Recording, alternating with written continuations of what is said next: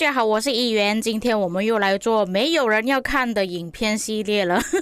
那今天呢，介绍除了包括我们所携带的饰品之外，还有包括远程统帅，你应该要怎样搭配会比较好。那么首先我们要做的测试就是工程车的羽毛。除了饰品之外，其他的装备、军器还有争议基本上是不会变动的。那我们这边测试两个队伍，一个是用羽毛，另外一个是用戒指。因为有收到不少的反馈，就是说要做羽毛比较好，还是直接用回旧的装备，就是用回戒指就好了。因为有些玩家他们现在手头上可能有5个戒指或者是7个戒指，不想要分解的话，可能会继续用，又不用特意去做工程车的羽毛。所以我们来看一下，那么这边分别是有2份报告，左手边是用号角搭配羽毛，右手边是用号角搭配戒指。那么从报告上来看，你们会感觉到好像是用戒指号角会比较好一点，但是你们可以看到在那一份报告我治疗比较多，大概有1万左右。假设是扣掉我所治疗的部队，其实用号角羽毛会比较好一点。不过其实你们也可以看到差别并不是很大啦。如果你是说不想要浪费自己的材料，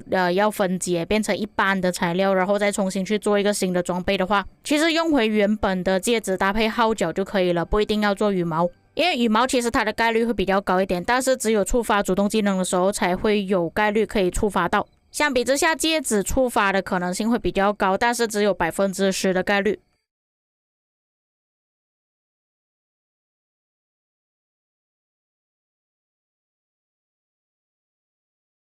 再来就是搭配测试了，基本上这边的测试你们看98的队伍就可以了。那么这里为什么我们要特意用远程来做示范做攻击呢？因为远程会被攻击的情况下，大多数都是被远程攻击。也是顺便做个测试给大家看，如果你们是用攻杀洛搭配加长马达的话，出来的结果会变成怎样。那首先要分享的报告就是之前有玩家问过的，到底是玛格丽特搭配攻杀洛比较强，还是用加长马达搭配攻杀洛比较强？因为我相信大多数玩家应该都是会直接拿攻杀洛，毕竟它有远程 AOE 嘛。然后玛格丽特跟加长马达其实都要自己丢镜头下去，所以有一些玩家就不知道到底应该要选择哪一个比较值得。所以这里我就直接分享报告给各位看。那么老实说，这里的报告大家也可以看到很明确了，就是加长马达搭配攻杀洛会比较强。只是改变统帅而已，那些装备军器全部都没有改变了。那么98的装备会稍微比我好一点点，不过我们的装备大致上是一样的，都有2个专属铭文，还有争议都是差不多。不过其实在还没有测试之前，我都已经知道到底哪一个比较强了，但是有玩家问，我们还是做了一个测试。毕竟加长马达跟攻杀洛2个都是终极伤害的统帅啊，而且新的统帅都比旧的统帅稍微强一点。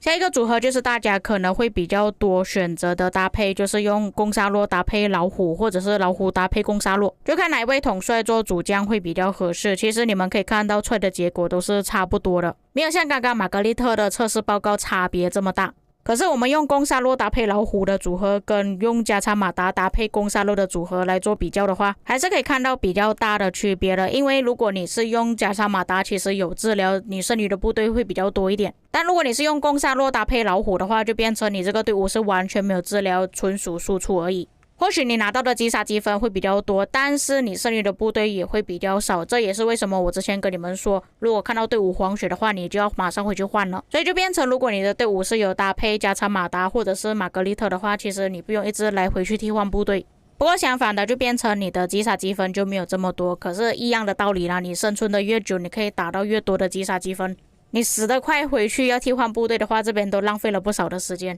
那么到这里大家都已经了解到底要选择哪一个饰品比较好用，哪一个搭配组合会比较好。但是你们有注意到吗？我的队伍永远都是输的，主要原因就是因为我的装备没有像98的这么好，但是我又只有加长马达跟攻杀洛，那么有没有机会可以打得赢98？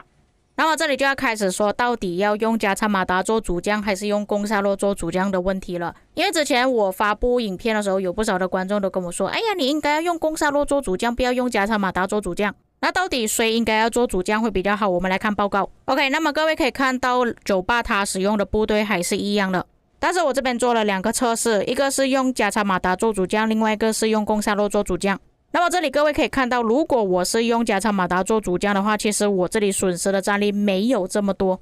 反而是98的部队损失的战力比较多，并且我所获得的击杀积分比较多了，他获得的击杀积分也是减少了。并且最明显的地方就是你们可以看到，当我用加策马达做主将的时候，98他剩余的部队只有5000多而已。但是当我用攻沙洛做主将的时候，98剩余的部队还有10万多左右。这个也正是说，如果你们是跟对方互相攻击的情况下，其实用加策马达做主将会比较好。并且我也是有机会可以打得赢98的，你们也可以看到，如果他是用旧的搭配，就是用老虎搭配玛格丽特的话，我是可以打得赢他的。并且各位要记得，98的装备是比我更好的，也就是说新的统帅是肯定可以打得过旧的统帅的。而且我剩余的部队还有大概2万左右。最后就是大家可能会比较常用的搭配，就算是对方替换了主将的选择也是一样。那么这边可以看到98他是已经把原本攻沙洛老虎变成老虎攻沙洛了。那其实也是跟刚刚的报告差不多，就是我所损失的战力减少了，然后对方损失的战力比较多。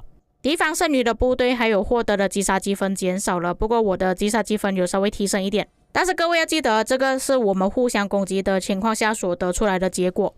也就是说，假设对方他是没有携带远程统帅，他只是普通的统帅，你可以用远程攻击对方，但是对方不能攻击你的话，那其实你依然还是可以用攻沙洛或者是老虎作为主将，然后你的副将放玛格丽特或者是加插马达。主要原因就是天赋的关系啊，因为如果你是用加插马达的话，其实它是辅助天赋会比较硬一点。当你们的部队被攻击的时候，辅助天赋就有发挥到很好的效果。但是如果对方没有攻击你的话，那么你就需要进攻天赋了。不过我在之前分享报告的时候已经有讲过了，我有试过用加插马达或者是攻沙洛做主将，其实给我的感觉是差不多，没有什么太大的区别。不过至少今天我们得出来的结果就是，当敌方攻击你的话，用加插马达做主将会比较合适。可能对方的远程比较多，你就用加插马达，或者是对方的野战优势，他会直接打到你的远程的话，还是用加插马达做主将会比较好。以上就是我跟98所做出来的测试结果，当然这个测试可能有一点不太严谨啦，毕竟终归是测试而已啊，跟实战还是有一定的差别的。